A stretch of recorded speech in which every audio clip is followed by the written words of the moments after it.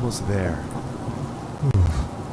Something just doesn't feel right about this whole thing. Yeah, I'm just not sure about this. Well, look.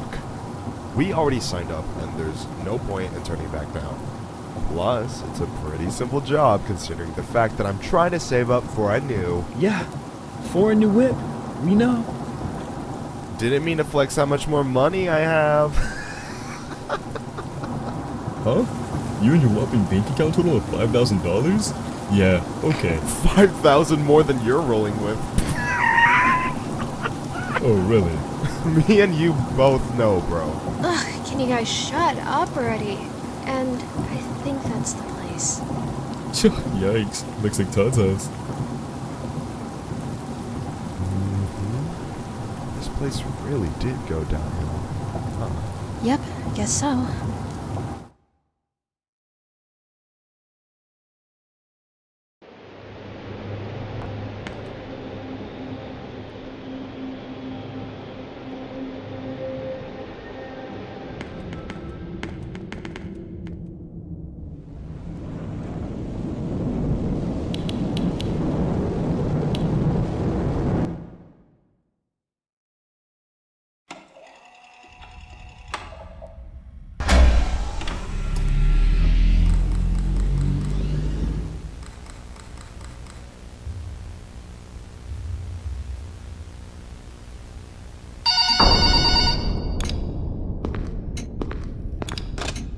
Hello! Welcome to your first night. I'd like to congratulate you on the behalf of Tony's Tacos on earning your position here as security personnel. We know it's a big deal, so don't worry. We'll make sure you're equipped with the right tools necessary to complete this job. So with that being said, let's get you appointed. First of all, in your office there are two important things to know. Number one, your computer, or otherwise known as your security camera. Tapping into your computer should allow you to access your security cameras, which were placed strategically throughout the facility. I do want to tell you though that these security cameras do not cover every inch. I mean, there are plenty of blind spots. Two important blind spots actually lie right outside your doors.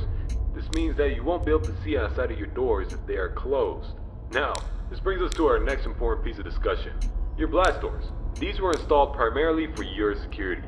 We do realize that you are working a job which has its risks, so in case anything happens, you're being chased, or somebody's trying to break in, you can close these blast doors, make sure that your safety is your priority. Now, these blast doors aren't anything to play with. They're not toys. They are highly dangerous if you stand underneath them. They will close on anything, so anything that's standing in its way, you can say goodbye to it. It's also critical to realize that these two doors, when closed, put an extreme amount of strain on our only two working generators. So if you don't plan to run out of power and keep the lights on, then keep those doors open. Now, one at a time works, but two at a time is too much for our generators to handle, so please be careful. Now that may lead you into the question of, well, where are these generators? I mean, if they do break down, is there anything you can do about it? Yeah, you can. We trained you on how to repair them, so let me tell you where they're located. Within your office should be a newly installed flat screen TV, which displays a digital map of the entire restaurant. This is going to come in handy whenever you need to locate something. Now there should be alarm lights installed on that TV screen. These alarm lights will only enable whenever there's a malfunction or a shutdown of any sorts. So if a generator were to accidentally break down at some point, an alarm light should go off telling you exactly where you need to go to fix it.